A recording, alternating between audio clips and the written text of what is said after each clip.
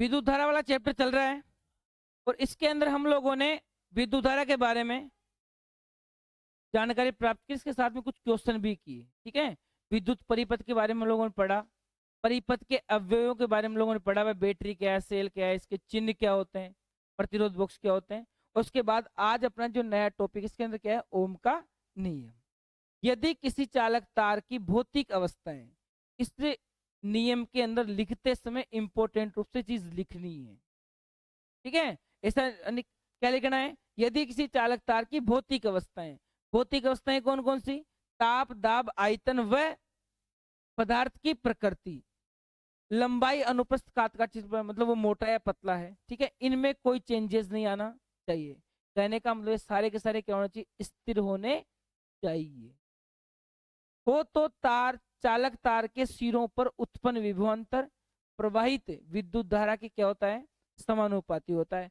अगर किसी चालक तार अपने ले लिया और चालक तार के अंदर हम लोग अगर बात करें तो अगर उसका V समानुपाती क्या होगा, I होगा। चालक तार के अंदर क्या है, उसका ताप है, दाब है, आयतन है। मतलब अपन मान लो कहीं प्रयोग कर रहे हैं तो उस कमरे का ताप का मतलब टेम्परेचर भी बदलना नहीं चाहिए। ठीक है, दाब का मतलब उसमें दाब भी कम ज्यादा नहीं होना चाहिए, उसका आयतन भी कम ज्यादा नहीं होना चाहिए। तीसरी बात, हम लोग बात करें पदार्थ की प्रकृति, ऐसा नहीं पहले आप तांबे का तार ले रहे हो, बाद में आप लोग एल्यूमिनियम का तार लेने लगे, तो तार भी क्या होना चाहिए, हर स्थिति में समान होना चाहिए। ठीक है, और साथ में लंबाई, उस तार की लंबाई भी कम ज्यादा नहीं होनी चाहिए। मतलब पहले आपने पहला प्रयोग अगर उस तार के साथ किया है तो दोबारा भी उसी परिवेश और उसी अवस्था में क्या करना, आपको प्रयोग करना है। तब क्या आता है अपने पास में, V समानुपाती किसके आएगा, I के। तो जितनी विद्युत धारा आप बढ़ाओगे तार के सिरों के मध्य उतना ही विभवांतर क्या होगा, बढ़ जाएगा। समझा की बात। चलो, V समानुपाती I यहाँ, और जैसे में समानुपाती का स्थिरांक हटाते हैं तो बीच में क्या आता है, कांस्टेंट आता है, और वो कौन आता है, R के रूप में, जिसे हम लोग क्या कहते हैं, प्रतिरोध कहते हैं। अब देखो यहाँ से R कांस्टेंट राशि है, जिसे हम लोग प्रतिरोध कहते हैं, और प्रतिरोध का मात्रा क्या होता है, ओम होता है।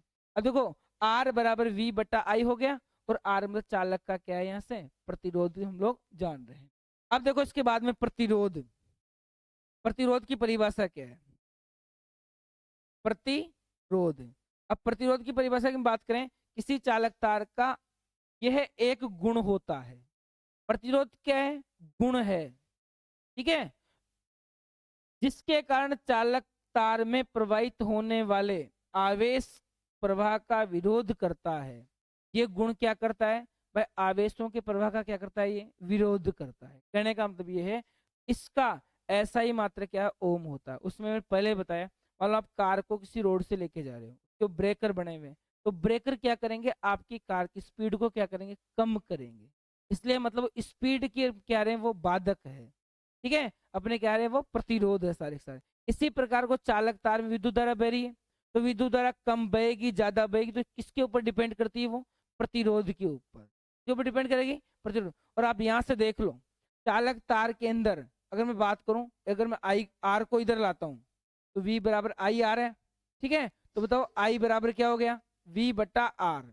और आप विशेष ध्यान देंगे, R व्युत्क्रमपति किसके हैं, R के। मतलब जितना प्रतिरोध कम होगा धारा उतनी क्या बहेगी, ज्यादा बहेगी। ठीक है, और R का मान जितना ज्यादा होगा धारा उतनी क्या आएगी, कम बहेगी। अब देखो इसके बाद ऐसा ही मात्रा क्या होता है इसका, ओम होता है। चलो आगे बात करें इसमें अंदर हम लोग, ये चीज आपको हम लोगों ने ग्राफ बनाया उस समय V और I के रूप में, V और I के, I नीचे है तब तो ऐसा है, और इनके बीच में थीटा क्या है, कोण है। अब बताओ, ये V है, इधर क्या है, ये V, नीचे क्या है I। तो बताओ थीटा के सामने क्या होता है, लंब, नीचे क्या है आधार। लंब और आधार में किसका संबंध होता है, टेन का।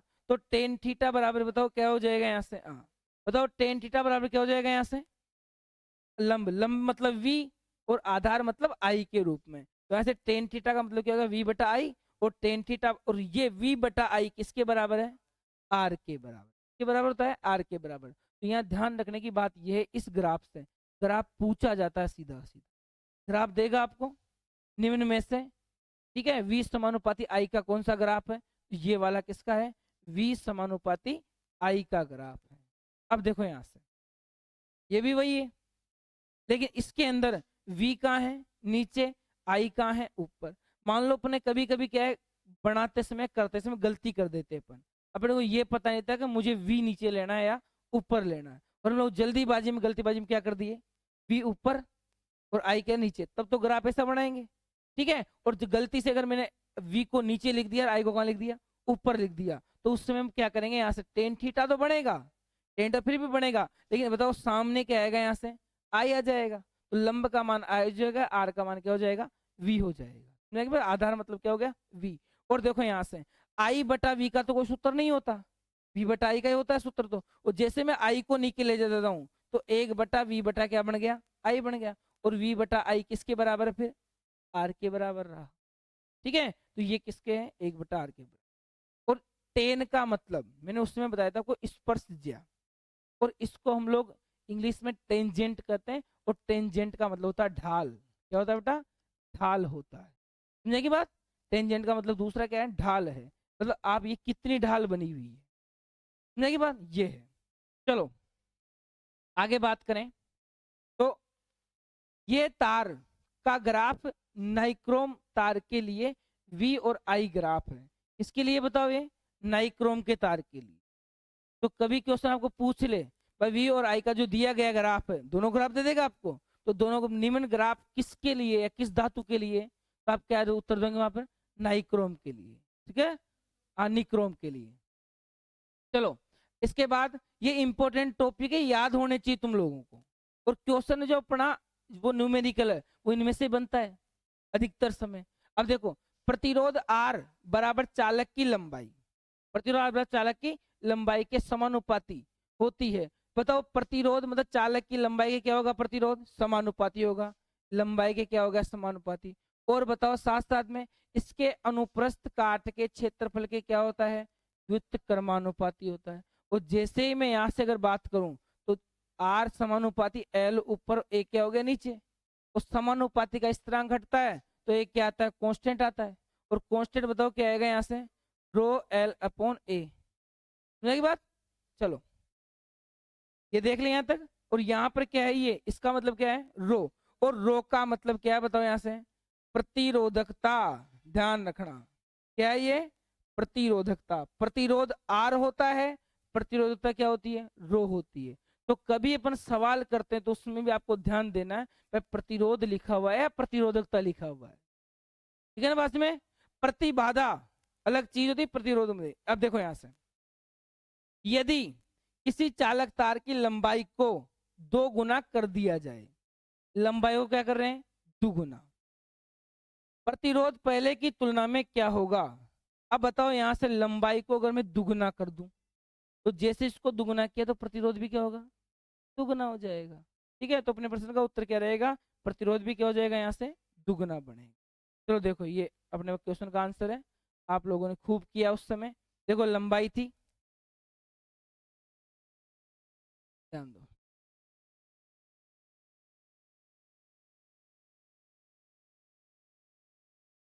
क्वेश्चन में समझो पहले। देखो मैंने एल डैश का मतलब किससे ले लिया, 2 गुना लंबाई कर दिया। पहले लंबाई कितनी थी, एल, अब लंबाई क्या हो गई, 2L कर दी। अब देखो यहाँ से एल डैश बराबर किसके है, 2L के बराबर। और जैसे मैं यहाँ से आर डैश, आर का मतलब नया प्रतिरोध बात करने की बात कर रहा हूँ मैं।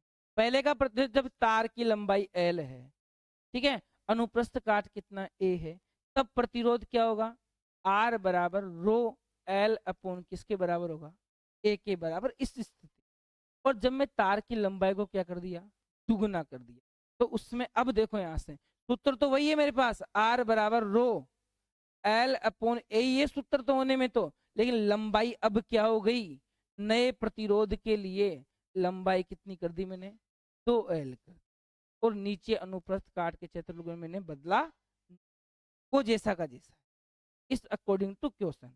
और कई जगह ऐसा कर दे, लंबाई को दुगुना कर दिया और प्रतिरोध को क्या कर दिया, सॉरी अनुप्रस्थ काट के क्षेत्रफल को क्या कर दिया, आधा कर दिया, तो उस समय मैं यहाँ पर क्या करूंगा, A/2 कर लूंगा, समझेगी बात। चलो इसके लिए बताओ, तो बताओ R डैश बराबर 2 और रो गुणा एल बटे ए। अब बता रो बटा एल किसके बराबर है? हाँ, ये किसके बराबर है? पहले के आर के बराबर। अब बताओ पहले के आर की तुलना में नया आर कितना हो गया? दुगना हो गया। कितना हो गया? दुगना हो गया। कहने का मतलब ये दो तो लगा हुआ तो पहले के, लेकिन किसको प्रेजेंट करेगा? नए वाले को। दुगना कौन हुआ है? नया हुआ है। पढ़ते हैं हम लोगों ने। चलो आगे देखो, नेक्स्ट पेज। अब प्रतिरोधकता की बात कर ले हम लोग। और प्रतिरोधकता का दूसरा नाम क्या है? विशिष्ट प्रतिरोध। प्रतिरोध का दूसरा नाम क्या है? विशिष्ट प्रतिरोध है। बताओ क्या होगा विशिष्ट प्रतिरोध? अब देखो, किसी चालक तार की एकांक लंबाई, एकांक लंबाई व एकांक क्षेत्रफल के प्रतिरोध को हम लोग क्या कहते हैं? प्रतिरोधकता कहते हैं। कहने का मतलब ये अपन लोगों ने सूत्र पढ़ा। उस सूत्र पढ़ते समय हम लोगों ने देखो, रो के सूत्र की बात करूं तो देखो यहां से हम लोग ऐसा पढ़े, देखो आर बराबर रो अपॉन एल अपॉन ए पढ़ा। ये पढ़ा हम लोगों ने। यहां से अगर मैं प्रतिरोधकता का मान निकालूं तो बताओ रो का मान क्या हो जाएगा? अब देखो आर के गुणा में कौन जाएगा? ए, और बटे में कौन आएगा?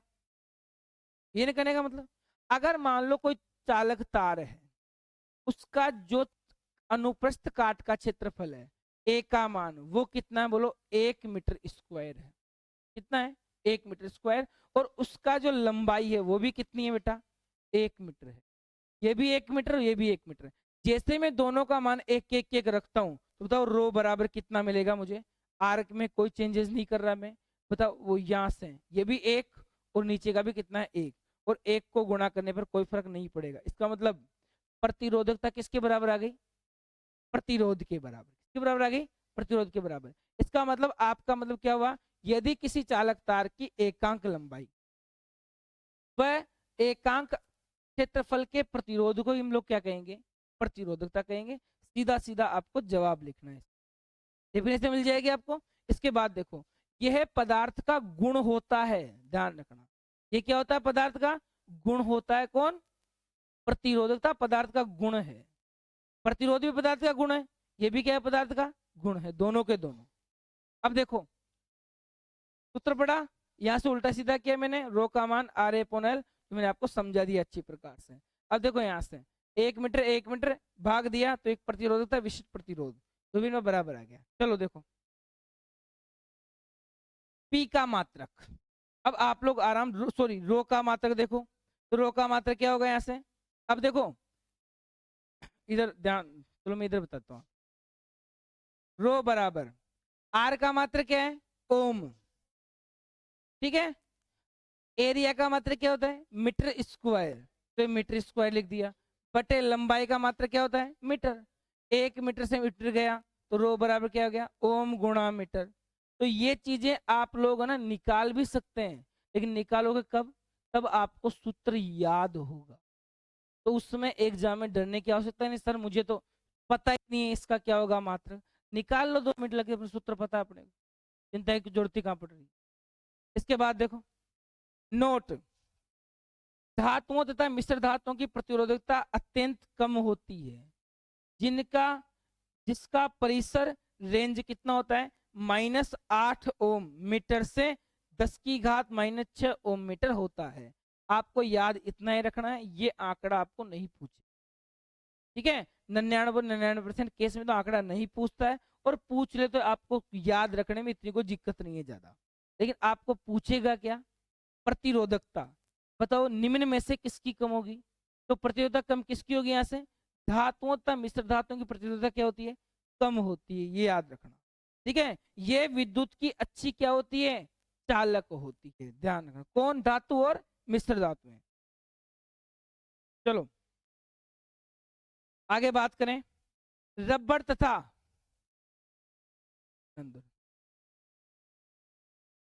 रबड़ तथा कांच की जैसे विद्युत रोधी पदार्थों की प्रतिरोधकता। अब बताओ रबड़ में करंट आता है क्या रे? नहीं आता। ठीक है ना। कांच, कांच में भी नहीं आता। रबड़ तथा कांच जैसी प्रतिरोधी, सॉरी विद्युत रोधी पदार्थों की प्रतिरोधकता वो कितनी होती है?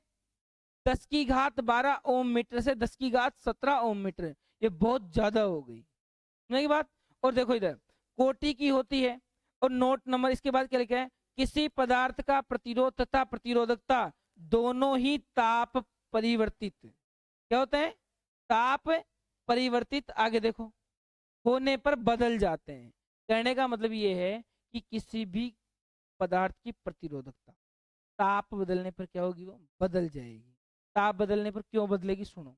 किसी भी चीज का ताप बढ़ता है तो ताप बढ़ने पर अणुओं का, पहले अणु पास पास होते हैं, तो ताप बढ़ने में अणु क्या हो जाएंगे, दूर दूर हो जाएंगे। और दूर दूर हुआ इसका मतलब उसमें स्पेस मिल गया। क्या मिल गया, स्पेस मिल गया। और स्पेस किसी भी चीज को मिलेगा, इसका मतलब बाधा क्या हो गई, हट गई। बीच में से क्या हो गई, बाधा हट गई। और जैसे ही बाधा हटी, इसका मतलब प्रतिरोध या विशिष्ट प्रतिरोध क्या होगा, कम हो जाएगा। नहीं बात, ये ध्यान रखना है। विद्युत बल्ब के तंतुओं के निर्माण में एकमात्र टंगस्टन धातु का उपयोग किया जाता है।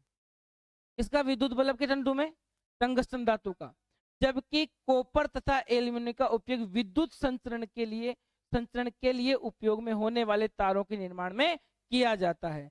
टंगस्टन का बना है किसके, विद्युत बल्ब के तंतु किसका बना होता है, टंगस्टन का। जबकि तारों में जो हमें लाइट जाती है, वो लाइट के तार किस किसके बने होते हैं, या तो कॉपर या एल्यूमिनियम। चलो हाँ, यदि किसी तार का प्रतिरोध, क्वेश्चन देखो रहे, यदि किसी तार का प्रतिरोध 10 ओम मीटर है तो इसकी लंबाई को 2 गुना व काट क्षेत्रफल को आधा कर दिया जाए तो प्रतिरोध क्या होगा। हल करो फटाफट, हल करो। क्वेश्चन बहुत अच्छा क्वेश्चन है, कॉपी पेन चलाओ, अच्छा प्रश्न है।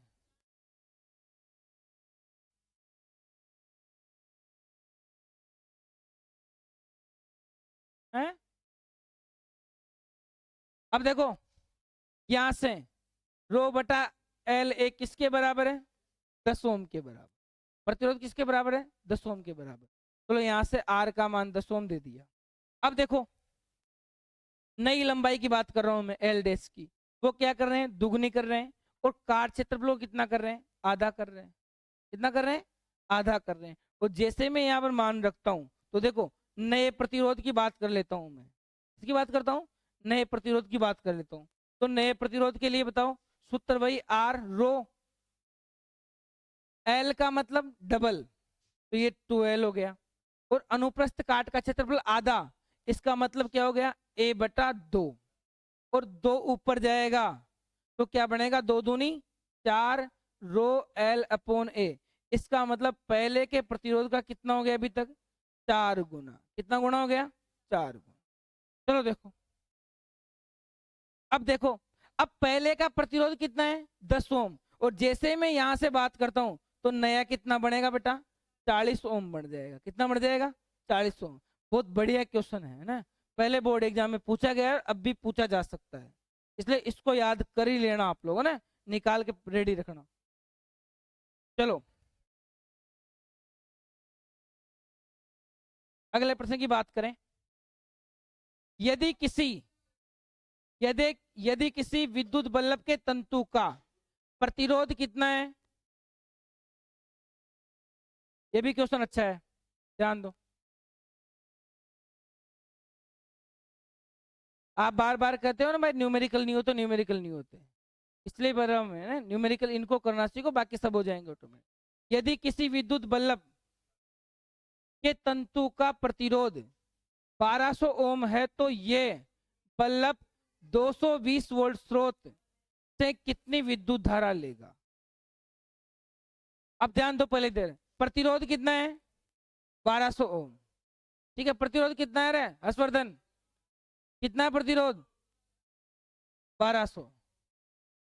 वोल्टेज कितना है, 220।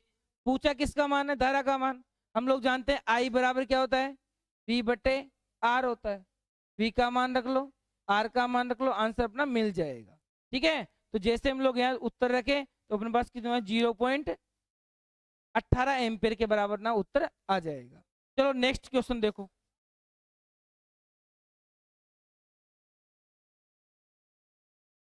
चलो यदि किसी विद्युत हीटर की यदि किसी विद्युत हीटर की कुंडली का प्रतिरोध 100 ओम है। एक विद्युत हीटर है, उसकी कुंडली का प्रतिरोध कितना है? 100 ओम है। तो ये विद्युत हीटर 220 वोल्ट के स्रोत से कितनी धारा लेगा? तो यहाँ आर का मान 100, तो कितना कर रही रे, ठीक है। और V बराबर कितना? 220 वोल्ट। और जैसे मैं यहाँ पर अगर मान रखूंगा, अच्छा अच्छा अच्छा, इसको मैं ओम समझ रहा था ना, 100 ये, ठीक है, 100 ओम है। देखो यहाँ से 0 से 0 गया, और जैसे ही मैं यहाँ भाग दूंगा तो मेरे पास क्या मिलेगा रे? 2.2। और आंसर किस में जाएगा? एम्पियर के अंदर। इतनी विद्युत धारा लेगा वो अपने।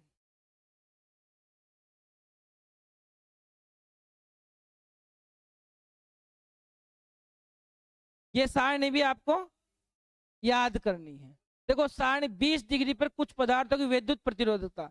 अब जो ये सारणी है ये किसके ऊपर है? 20 डिग्री सेल्सियस के ऊपर। ध्यान दो। अब देखो चालक प्रतिरोध है, इधर क्या है? प्रतिरोध, ठीक है, ओम मीटर। अरे ओम मीटर प्रतिरोध प्रतिरोधकता है बेटा। ये क्या है? प्रतिरोधकता, ओम गुणा मीटर। ध्यान दो इधर। पदार्थ सिल्वर, सिल्वर की प्रतिरोधकता 1.6 गुणा 10 की घात माइनस 8। कॉपर की प्रतिरोधकता 1.6 2 गुणा 10 की घात माइनस 8 के बराबर है। एल्युमिनियम की प्रतिरोधकता, टंगस्टन की, निकिल की, इन सब की आपको क्या करनी? याद कर लेनी, ठीक है ना। तो एक बार इन सबको ढंग से आप देखना और याद करना। अब देखो इसके अलावा मिश्र धातुएं, आप लोग इनकी प्रतिरोधकता आपको देखनी है। इसके बाद अगला अपना जो टॉपिक है वो कहां से पढ़ो? एक ओम की परिभाषा से, ठीक है ना। आज के लिए इतना ही, जाओ चलो घर।